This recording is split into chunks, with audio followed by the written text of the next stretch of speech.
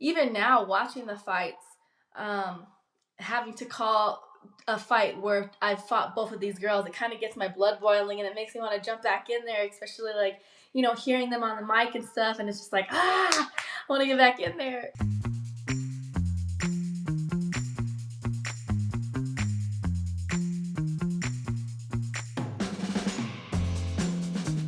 Welcome back to the Bohnfire podcast, where we talk about the UFC and mixed martial arts with those closest to the fight game. I am your host, MMA Junkie senior reporter and longtime MMA journalist Mike Bohn. Hope everyone out there is doing well. It is a pay-per-view fight week, UFC 315, coming up on Saturday in Montreal. If you're watching the video version of the pod, you can see me rocking my Canada jersey here.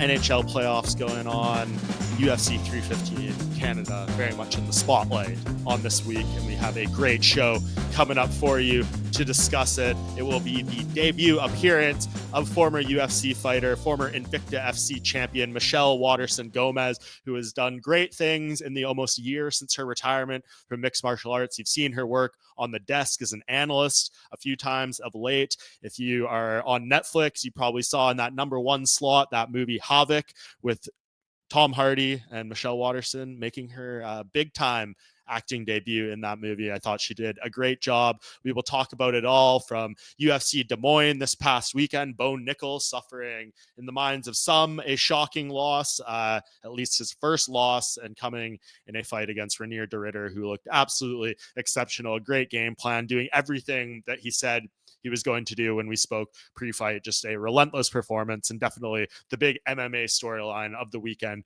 in my mind was the result of that fight. But of course, in the main event in Des Moines, we had Corey Sandhagen pick up a big win over Davison Figueiredo, an injury TKO, whatever you want to call it.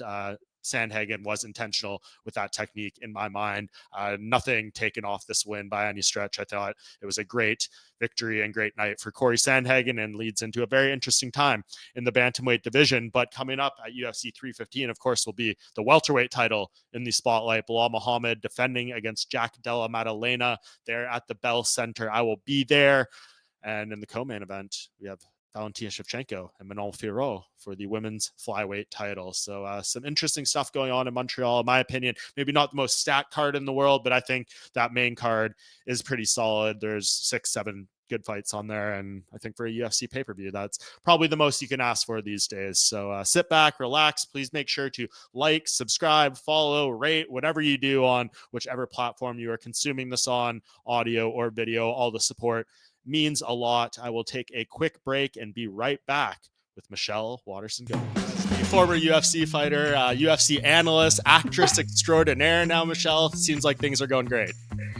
Yeah, I can't complain. I'm very blessed, and I am just kind of rolling with the punches. It's a new chapter, lots of things going on. I'm actually more busy now than I was when I was fighting, in a different way, right? When you're fighting, you're zeroed in, you're training 3-4 times a day, and you have a singular goal. Now it's just kind of full steam ahead with 20 things all at once. Yeah, I mean, it's coming up on the 1-year anniversary since the retirement. It goes by quick, I'm sure, but like this past 10 months to a year, how you envisioned it, has it gone better, as you kind of said there? What was kind of your expectations before retirement life and now that you've experienced it?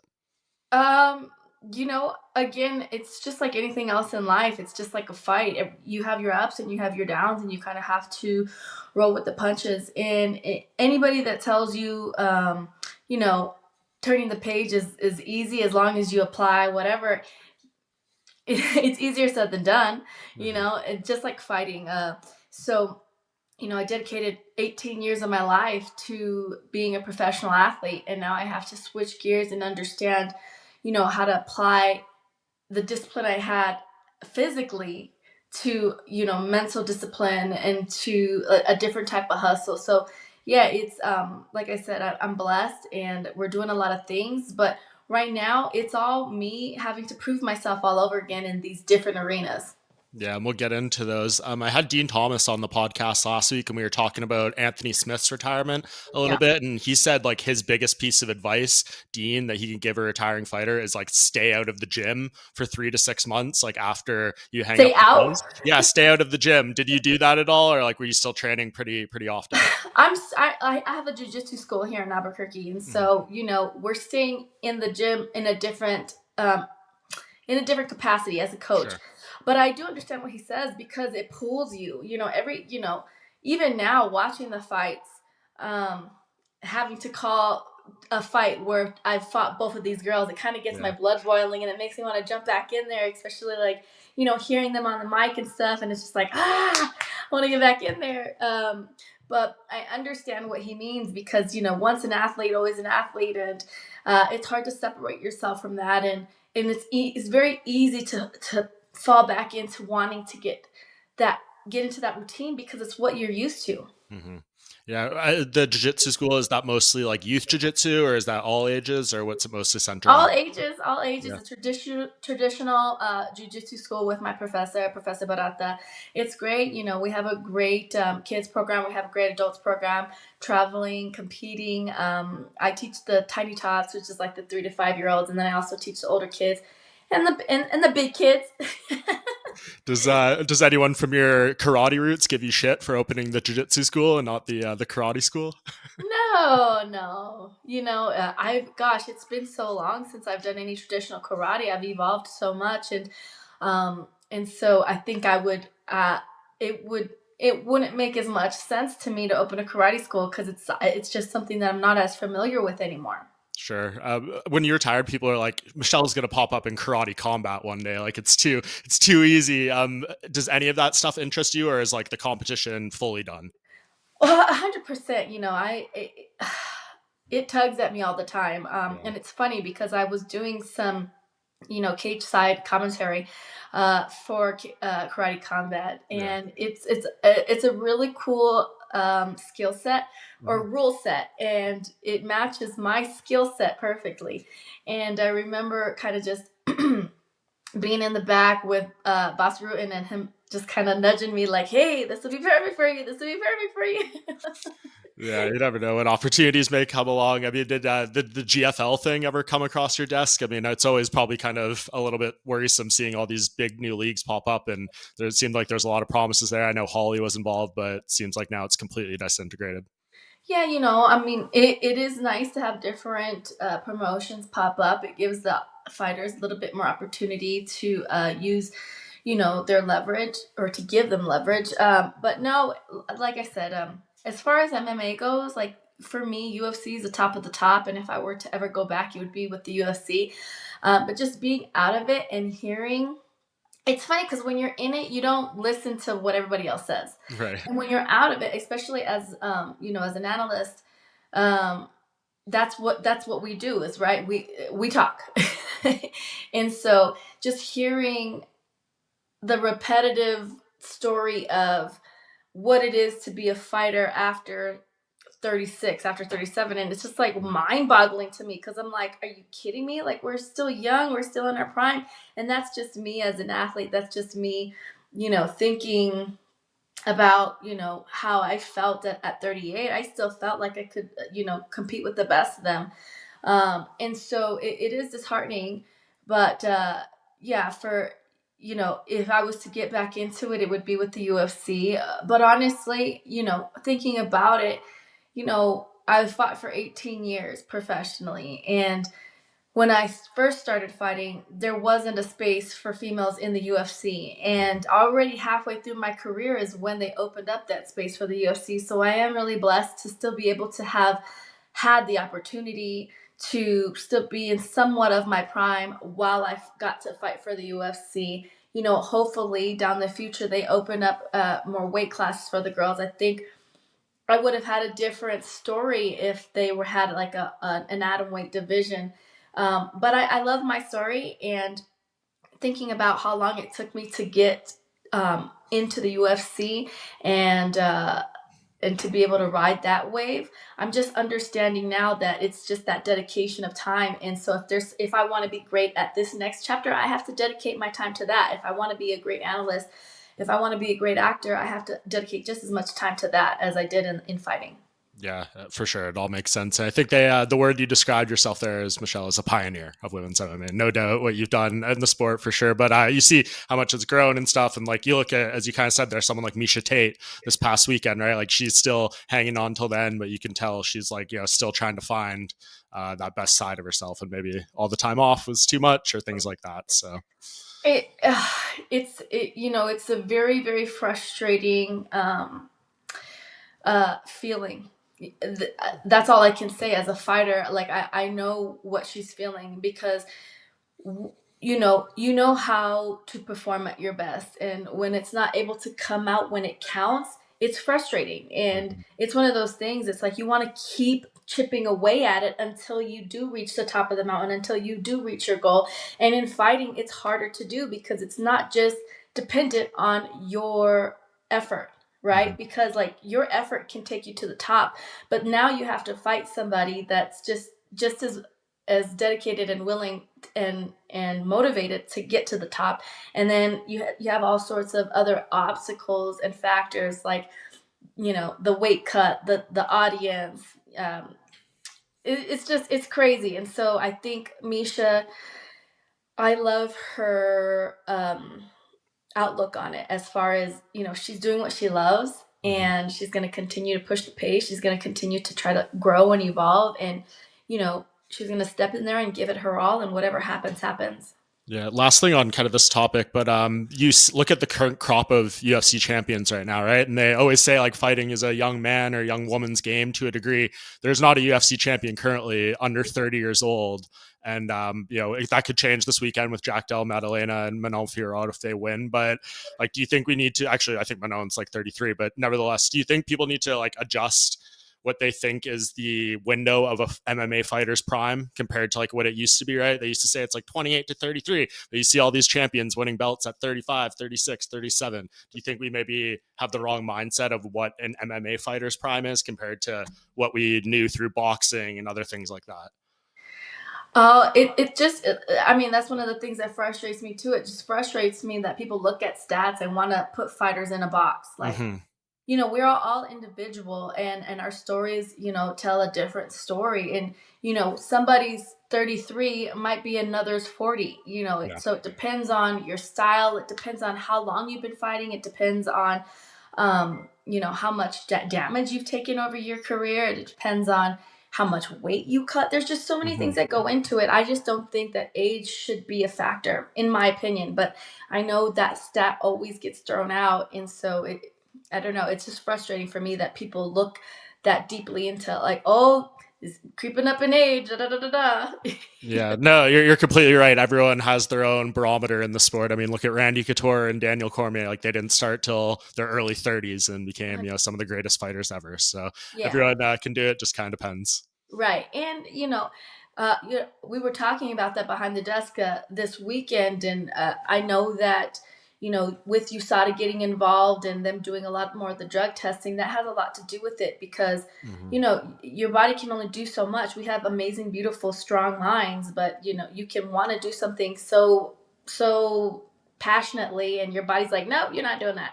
And so, with the USADA and us having to be clean fighters, it really makes the sport very pure, and you kind of just see the rawness of what the human body can do. Yeah, I think we're coming up on next year. It'll be 10 years since they signed that deal, July 20, or maybe it was July 2015 when they did that deal. So maybe it's right around now. Obviously, we don't need to go too deep into it, name names or anything, but did you notice a legitimate change in the sport and what things were going on behind the scenes when that happened in 2015?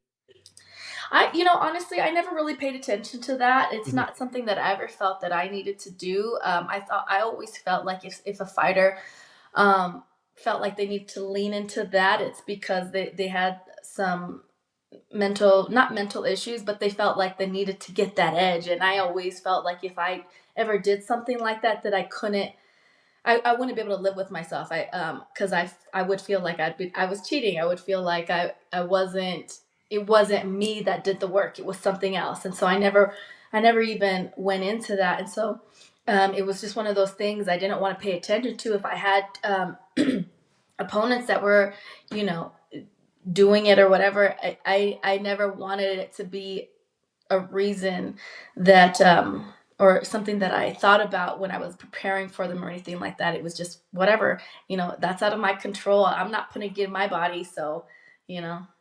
Yeah, at the end of the day, you want to walk away from this thing with a clean conscience, right? So Exactly. that's the peaceful way to do it. But you mentioned, you know, working on the desk. You've been awesome, Michelle, since transitioning. I know you did one in the Fox era, right? Was that back? I did a couple in the A couple Fox in the era. Fox era, Yeah. but yeah, you're back doing it consistently now. I think you've been great. I guess just like tell me how that being and that transition's been so far to kind of working behind the desk. I think the hardest part for me is when I talk about fights, I'm usually talking about fights with my friends and with my Sure. teammates. And so it's not as PG, Sure. Yeah, you of know? course. And so trying to kind of like clean that up and tighten that up is hard for me. And then also, um, it's hard for me to cast judgment or you know analyze a fighter before I get to see them fight, because I, you know, that was something that I always hated as a fighter, seeing other people that weren't stepping into the octagon judge me and tell me what I was gonna do stepping into the octagon. Like, you don't know what I'm gonna do. You're not with me when I'm training. And a lot of times when the fighters do interviews, they're not, you know, whatever they're doing, if it's 100% of what they're doing, they're probably telling the reporter, the journalist, 20% of what they're doing. Yeah. You know, so they're just kind of like making their own stories up based off of statistics. And I never wanted to like box a fighter into what their capacity was in a statistic. And that's what I have to do, right? It's just, we have to analyze the fighter off of what we see. And so wrapping my head around that and just trying to do it in a way where I'm not disrespecting any of the fighters, and I'm just more kind of enjoying both fighters and their strengths, and trying to kind of try to break down the fight in a way where it's the most respectful to both fighters. Mm-hmm. Yeah, and I mean everyone up there has their own style and their approach and how they're doing it, and of course, like they like what you're doing, or they wouldn't have you up there. But I guess how do you find that balance and striking everything you just said there, but also trying to bring something thoughtful or meaningful or whatever to the broadcast? Well, you know, I think just as a female fighter, I look at fights differently. Mm-hmm. Growing up with the karate background, and then being able to be with one camp for my entire MMA career with Coach Jackson and Coach Winklejohn, I think the way that I look at fights is a little different. I'm more of a conceptual person. Like, if it works in one space, it can work in another space, and that's hard too, because it can kind of be broad, and I understand it as a fighter, but maybe not the everyday person understands that. And so just trying to really pick out one thing that I see from the fighter and explain it to the general public. I think that way I'm not giving them too much information, because in my mind it's not too much information, but it might be too much information for somebody else. And I'm a talker, so just trying to figure out how to hit that point and stick to it. Is it trickier doing a broadcast like you had this past weekend where you're in the apex and the event is not there, or does the energy kind of feel the same even if it's not there?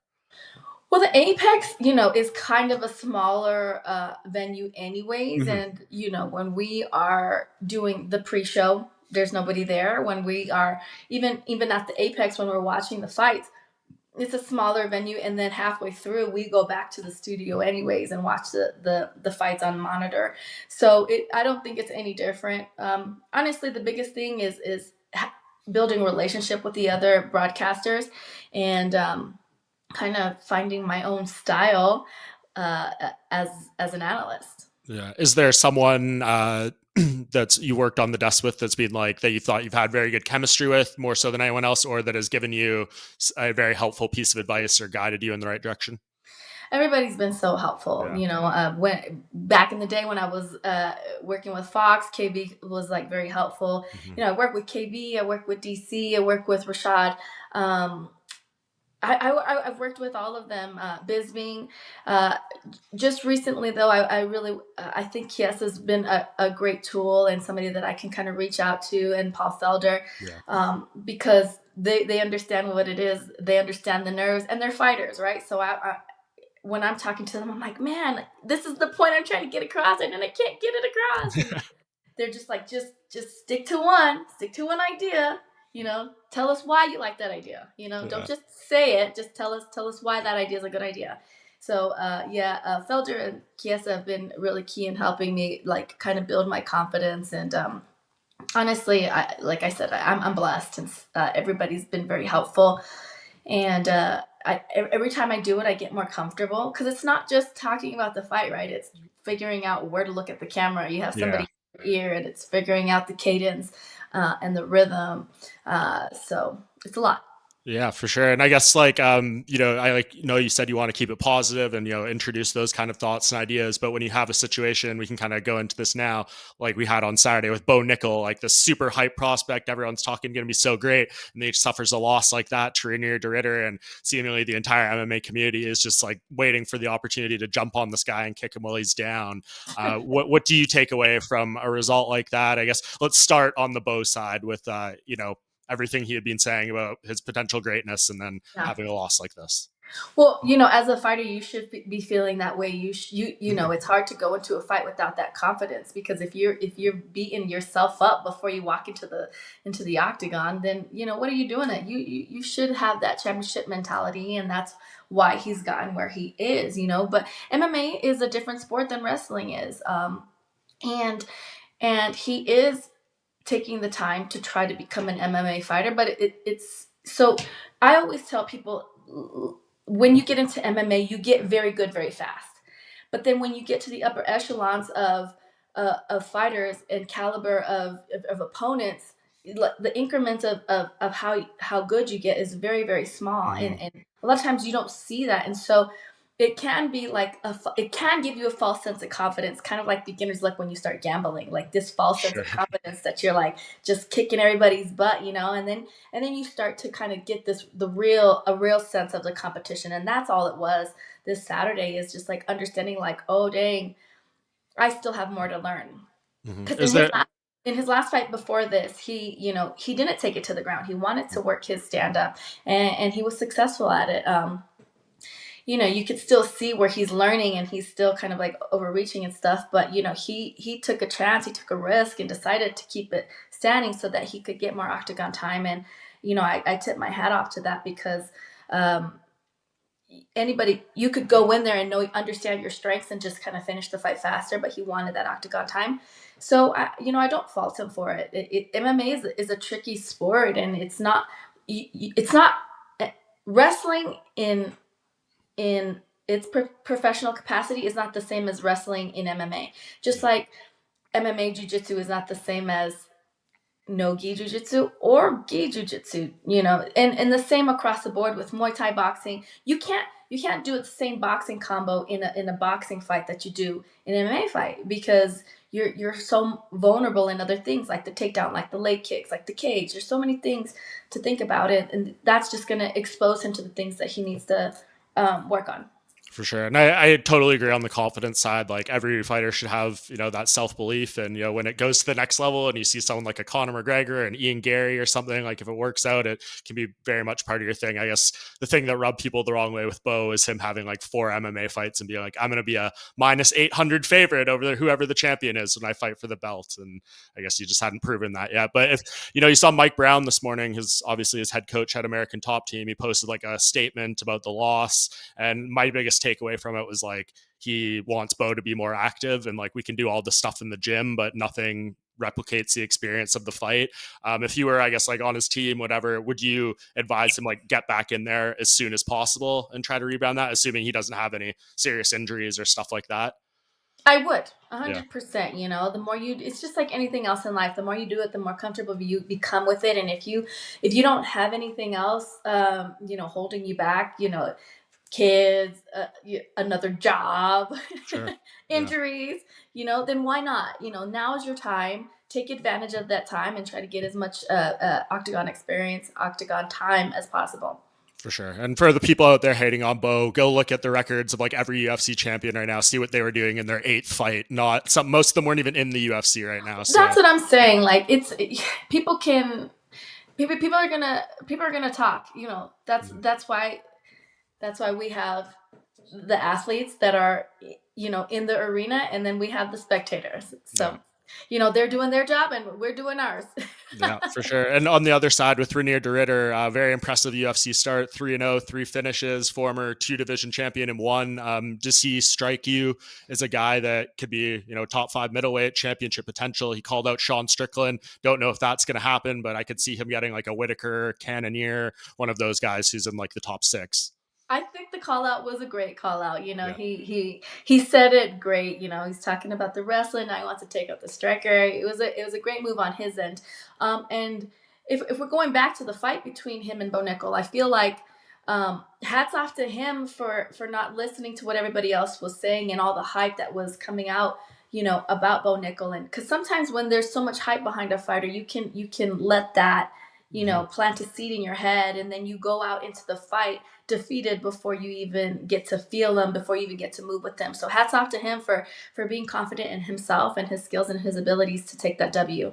And yeah, with that being said, you know, yeah, like you're saying, I'm not sure like Strickland right off the bat, especially because I think it was a perfect fight for him and Bo Nickal, to be honest with you, so that we could see, you know, where they're at in the division and who they're going to fight moving forward.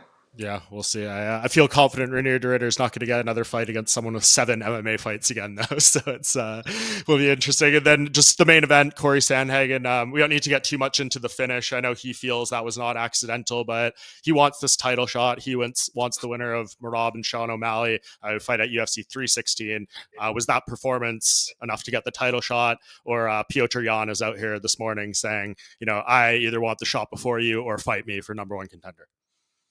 I like all those ideas. Yeah. I mean, I'm not going to complain about either one.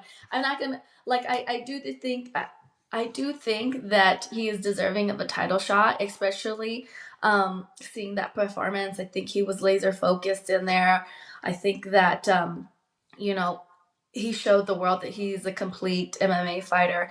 The thing that kind of worried me about him going into this fight is when he fought Umar, I feel like he kind of robbed himself of his wrestling. I didn't see him utilize his wrestling as much as I wanted to.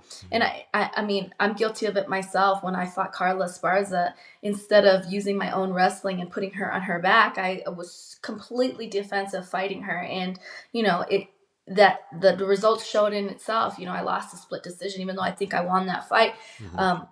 Because I took away one of my tools for no reason, right? And so I think he went back to the drawing boards and was like, why am I taking away my tools? I'm an amazing wrestler. I'm an amazing grappler. I'm amazing. You know, he's amazing everywhere. So he just needed to show the world that that's what he did. And just his confidence going into the fight and his mentality switch, I think, is what shows that he's ready to fight for that belt. Because, you know, he said it himself on the mic, champions don't change the way they fight. You know, the people that fight them change their styles. And I love that mentality. Yeah, I think it's an interesting fight between him and Sean or Umar, and he hasn't fought either of those guys. So we'll see what happens here. That event, obviously, a month away now, but an event that's a week away or less than a week, Michelle, is UFC 315 this weekend in Montreal. I'm wearing my Canadian jersey here to rep the home country here. But in the main event, welterweight title, Bilal Muhammad and Jack Della Maddalena. I guess like I wrote down a couple storylines to watch from some of the top fights on here. My top one for this main event is, I guess, how is Bilal Muhammad going to fight? Because he's saying in these interviews, I'm not shooting any takedowns. Jack's going to get the Canelo hands. I don't know. Like, do you buy into this, or can you not envision a Bilal Muhammad performance with no grappling involved? It's kind of hard to envision, because Bilal is not the type of fighter to take risks and switch it up just because he wants to, especially as a champion. Like, that's high risk, you know. Like, you want to be the reigning champion, you want to be able to defend that belt. And I just think, like, habitually as fighters, we do try to switch it up so that we can cater to one opponent or another, but eventually we revert back to what we're comfortable with because we know what we have to do in order to win. And how I see Bilal winning is in the grappling exchanges, is in his, in his clinch work up against the cage, and right there, in that wedge between the cage and the ground. That's where I see him winning. So I don't know. Maybe he's trying to bait JDM into getting into like a slugfest so that it's easy for him to, change levels and close the distance on him and take him up against the cage. But who knows? Yeah, it's interesting. I mean, Bilal is he talks a lot. He usually backs it up, and to when people are critical of I guess your fighting style sometimes to make a statement like that, you're kind of setting yourself up to get booed if you do a grappling heavy performance. But we'll see what happens on Saturday. But also, like, Bilal's good at just doing whatever it takes to win. For sure. He's been great. So he don't care if he gets booed. He's like, whatever, I'm the champ. Yeah, exactly. And I mean, I guess on Jack's end too, like my biggest question mark on him is just this seems like a lot, right? Like 2 big surgeries he had. This is the longest layoff of his career coming in. He wasn't the expected guy, but timing worked out great in his favor. And it's about as far as he can travel across the world from Perth, Australia. So like, it just seems like a lot on the plate for this type of opportunity. Do you factor any of that stuff in, or do you just look at what he can do in the fight skill for skill? Well, before you jump to Jack, I do want to touch on something with Bilal, because Bilal's training with one of my old striking coaches, Mike Valley, and he's amazing, an amazing striking coach.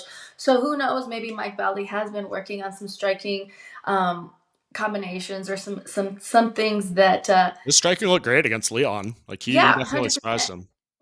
So who knows, because we're all constantly evolving and growing, and when you learn something really cool inside of training, and you want to show the world, that's the funnest part, right? It's like, okay, I did it in training, let's see if I can do it under the lights when it counts. So that's very cool, like, thing to think about. And with JDM, I think that people react differently to situations, right? For me, I was always the type of person that would rise to the occasion if I was given an opportunity. That's kind of the storyline of when I fought Paige Van Zandt. I was out for a year and a half. I just got signed to the UFC. I broke my hand, and then I broke it again, and then I broke it again. And it was kind of, was like down on my luck, coming off an injury, hadn't fought in over a year. And then here I come with this great opportunity to fight Paige Van Zandt for the main event, and first time in Sacramento. And for me, I was motivated by that opportunity, and I wanted to rise to the occasion. And so that's exactly what is happening here with JDM. He has this huge opportunity in his hands, and hopefully he takes full advantage of it. Yeah. Who would be the most intriguing next contender for you after this? Islam Makhachev moving up, Ian Gary, who's the backup, Sean Brady, who's got some big wins. Joaquin Buckley is fighting Kamaru Usman. There's a lot going on here. Shavkat's out there as well. I like the idea of Islam or even Ian. I like that storyline of Ian kind of being ready for it in a two. Fighters are crazy. I was just like, you guys are crazy. Am I that crazy? Probably out. You have been, yeah. No, there's a lot of interesting ones there. Quickly, because I know we only got a few minutes left. Co-main event, huge one for Valentina Shevchenko. Trying to start the second reign after putting that Alexa Grasso chapter behind her. But Manon's been on a great run in the UFC, undefeated here. What are your kind of thoughts on this? Do you see this as the biggest threat to Valentina right now? I don't know if I don't think I've seen enough of Manon to kind of think it's the biggest threat. But to be honest with you, I think that, Shevchenko has just been up against the best of the best in the entire division and up a weight class, So I think the biggest threat that Manon has to offer is her speed. And so her speed and her youth, right? So she's fast, but I don't think that Shevchenko hasn't been up against girls that are fast. I feel like Rose is very fast in a different way. She's kind of more of a sniper, whereas Manon is more of kind of like volume. But with that being said, I feel like Shevchenko, again, just like Bilal, knows how to win. And Shevchenko has super heavy hips. She's gonna let Manon come in. I feel like Shevchenko's gonna secure the win. She's going to drop in. And I just think Shevchenko is a little bit more well-rounded when it comes to MMA. And super heavy top pressure, and if she has to, she'll get it there. And I do think that she's motivated because she feels like Manal is like insincere in where she sits as far as like the type of fighter she is. She doesn't know if she's like a respectful fighter or if she's like a talking shit kind of fighter. So I do think it kind of pisses pisses Shevchenko off a little bit. So I like the idea of Alexa Grasso and Silva being on the card. So it's kind of like a, like a 125 tournament where it's like, who wins off of this one can maybe get the next shot of it. A lot of people are saying they don't want to see Shevchenko fight Grasso for a fourth time. I like the idea of Shevchenko maybe fighting Wei Li. Yep. So there's a lot of opportunity for things to be shaken up, even though some people might not see it that way. Last thing on UFC 315, what are your just thoughts on where Jose Aldo is at this stage of his career? Like, he retired, he came back. The matchmaking, I think, in the eyes of some people is being a little weird. We haven't got like any of those legends fights we want him. They're throwing him younger guys or prospects, so to speak, on streaks. This one will be cool because he's the Hall of Famer. George St. Pierre will be in Eamon Zahabi's corner, so it'll be a little Hall of Fame versus Hall of Fame thing there. But I don't know. What do you make of Jose at this stage? I mean, I'm a huge fan of Jose Aldo. I think that he's been like an icon for me. I've really like looked up to his style. Getting into the MMA scene. So I'm excited to see him work. I do still think he has what it takes to put on an amazing performance. I'm always like, I think just as a fan, I want to see a good fight. So I'm excited that he's on the card, and I'm like, excited to see him fight. For sure. It'll be a great one. Just lastly, I wanted to ask you about here, Michelle, obviously, for people who may not recognize you from the MMA world, I don't know who that would be that's watching this, but they also may have seen you on Netflix on HAVOC. You did an amazing job there. Just tell me, like, how long ago was that filmed? When did that come together? And now what's it been like that the world gets to see you on this big platform showing a different side of yourself? It's been a long time coming. We filmed that in probably 4 years ago during COVID. Oh, wow. Okay. I lived in Wales for about 4 years, or not 4 years, for about 6 months. I lived in Wales shooting that movie, and it was an amazing experience. Gareth Evan is an amazing action director. He's the director that filmed The Raid 2, and then of course like Tom Hardy. When it comes to like MMA films, I think he's been able to been the one to be able to pull off it the most sincere. And he's just a sincere guy, and he's a huge jiu-jitsu practitioner himself. So anytime we had the opportunity to go train, we were training, we were rolling. And so that made it a lot easier for our fight scene because we understood each other's body language and stuff like that. But my character in the movie is badass. Yeah. She's super cool. She's a villain. And so it's fun for me because in real life, I'm not. Like, I'm, even in fighting, I was always just, I went out there to fight, and, I had an objective. And definitely I'm a warrior, I'm a fighter, but I was never the bad guy. So it was fun to play the bad guy. Yes, no, one of the kindest people in MMA, Michelle. And I guess, like you said 4 years ago, waiting for this to come out, I'm sure it's part of your resume. You can shop it around. Has this led to anything yet in terms of, the acting side, more things we could see you in the future? Yeah, 100%. It's just taken off, and, we're going to hit the ground running. So if you haven't watched it yet, it's on HAVOC, or it's on Netflix. The movie's called HAVOC, is number one for probably the first 2 weeks. So we got to get back up to number one. Yeah. It's high action. And yeah, I've been getting a lot of calls. Really excited. There's a lot of projects coming out up here in the future. And, I just want to show the world that, because of my karate background, because of, my theater background, I went to college for theater, and just being in the entertainment space and being in like the fight space. And I understand what it is to be in a real fight, and I understand what it is to be in a film fight. So there's a lot of opportunity, and I'm really excited to capitalize on it. Love it. Well, you've been kicking ass, Michelle. It's been great to see you.